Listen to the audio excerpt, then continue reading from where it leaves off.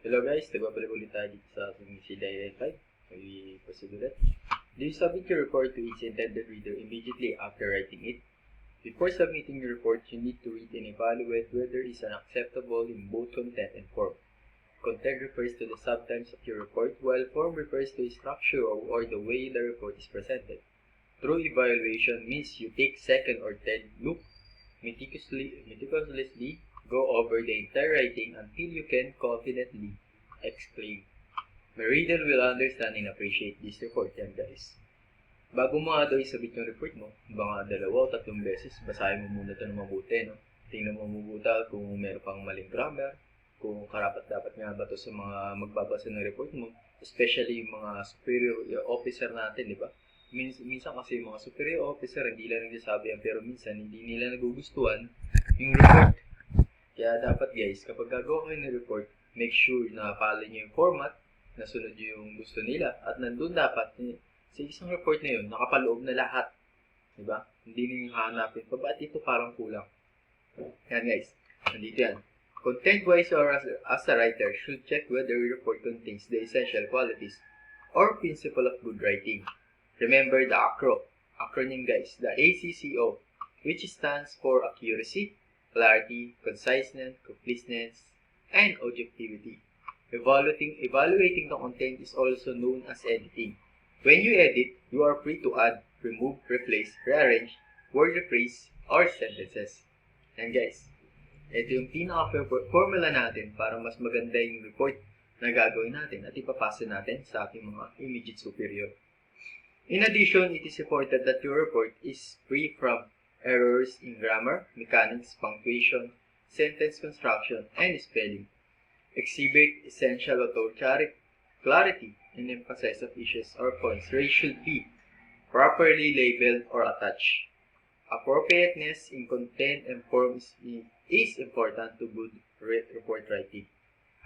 This section will discuss in detail the qualities or principle of effective report writing. And guys, dito malalaman natin sa area na to kung ano nga ba yung mga effective way para makakuha tayo ng good writing na tinatawag. And nga, what makes good report? A good report exhibits accuracy, clarity, conciseness, completeness, and objectivity. Yan. Accuracy in report writing refers to correctness or precision in both information, word choice. To be accurate means to be free error, substance, and details.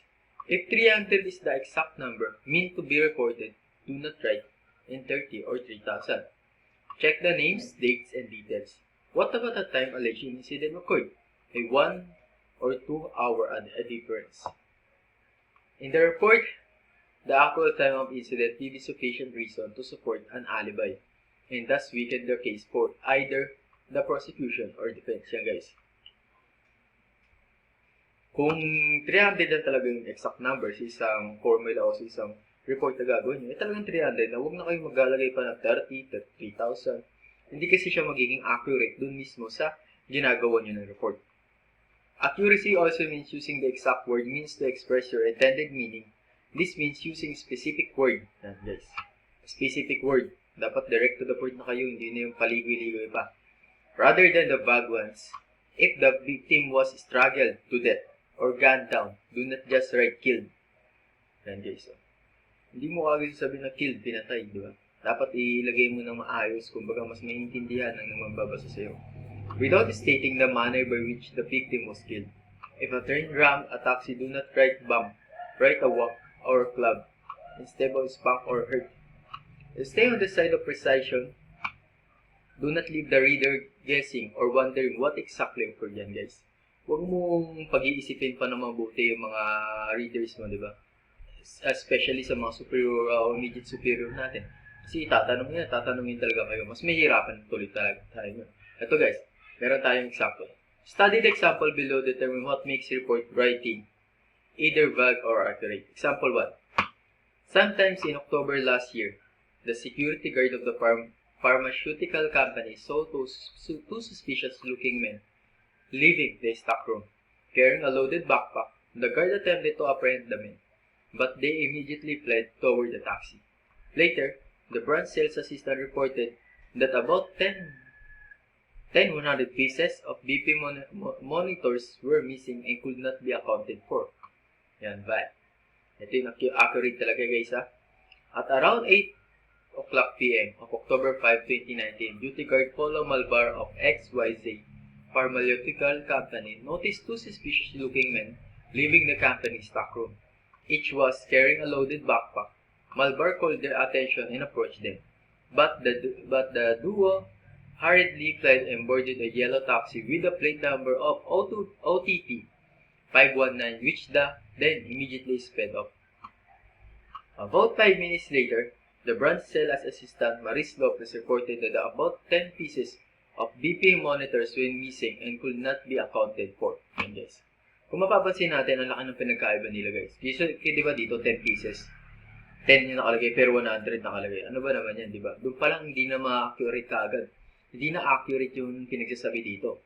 So, dito talagang nilinaw kung anong oras nangyari, anong taxi yung sinakyan, anong kulay, anong plate number. Yan yung mga pinaka-importanting details guys. Kasi sa mga maliliit na detalye, kapag nalagpasan mo o hindi mo nasama sa report mo, it's either hindi tanggapin niya ng immediate superior mo o itapon na sa pagmumukha mo yan guys. Why? Kasi si immediate superior, i-report niya sa mas mataas, di ba? Example 2. A middle-aged single mother was killed a week ago by motorcycle riding robbers who took the cash she said she had just withdrawn from a bank in Laguna. At around 2 p.m. of January 20, 2019, Mayumi Sanghari, a 27-year-old single mother, was shot dead by motorcycle riding robbers who took the 200,000 cash she had just withdrawn from Banco de Plata in Los Baños, Laguna. Yan guys. Diba? Kung di ko naman sa inyo, mas malinaw at mas maganda yung sa pangalawa dito. Kasi nandun yun, nakaload yung time, date, kung saan nangyari, ano ba yung nakuha sa kanya, sino ba yung kinuwanan o nakawan. Dapat every detail guys, talagang ilagay nyo sa report nyo. Kasi guys, kapag nilagay nyo sa report nyo, no questioning immediate superior, mas mamama nga sila sa inyo, di ba? Example 3. 3 members of the Barangay Council of North Centro Sipocot, Camarines Sur, namely Barangay Captain Louis Tanyo and Barangay Councilor Eli Juan, were arrested by a patrolling officer for possession of 2 kilo of marijuana. Inaccurate daw. 2 members of the Barangay Council of North Centro Sipocot, Camarines Sur, namely Barangay Captain Louis Tanyo and Barangay Councilor Eli Juan, were arrested by patrolling officer for, ito guys, possession of 2 kilos of marijuana. Accurate yan guys. Dito kasi guys, tingnan natin. Possession, di ba? Yung spelling. Di ba? Kung mapapansin natin. Yung grammar na tinatawag natin. Dapat, kapag sa grammar dapat maano rin kayo. Kumbaga, yung grammar natin, talagang dapat hindi yung hinuhulaan lang. Kasi magkaibang bagay din yan. Inaccurate kagad yan. Kilo, di ba? 2 kilo yun. 2 kilos nga eh. Dapat kung 1 kilo lang. Pero 2 kilos with S dapat. Accurate. Take note. From the third example, that aside from inaccurate details and spelling error, an error in the use of homophones is also committed. Homophones are words with the same sound but different meaning. Here are some examples yan guys. Same sound pero different meaning. Diba? Naiintindihan naman natin yun. Yan. Counselor. There. Wave. Q. Diba? Halos magkakaiba sila, same sila na sound mga kaibigan, pero sa meaning, diba? Kung anong pinaka-meaning, magkaiba. Kaya dapat pag ganun guys, talagang dapat ayusin natin yung paggawa ng report. Kasi kapag ginawa nyo yun na hindi talaga same sound nga, pero yung pinaka-meaning niya, magkaiba, papangat ng report at hindi tatanggay basta yan. Okay, we proceed. Special plural nouns. Familiarize yourself with the special plural nouns. So guys, nandito na tayo sa English. Ito yung pinakaya ko eh. Pero sige. These are words in which both the singular and plural forms are the same. Yan guys. Feedback, baggage, furniture. Wrong. So, dito tayo. The media men wait for feedback from the officer. Ito din correct.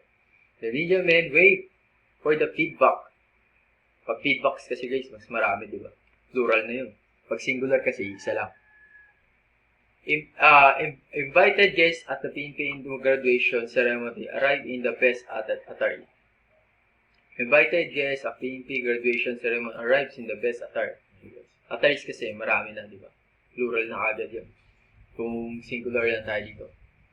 Order of adjective. Report writing in the Public Safety Service oftentimes calls for description of person, involved objects, or pieces of evidence, or places. Crime scene, thus requiring the use of adjectives. When a series of adjectives is used in a sentence observes the proper sequence or order as follows. Yan guys. So pag sa adjectives, dapat talagang yung sarili natin, ipafollow din natin. Dapat kung ano yung pinaka-meaning o pinaka-idea lang, yun lang yung gagawin natin. Ito yung example niya guys.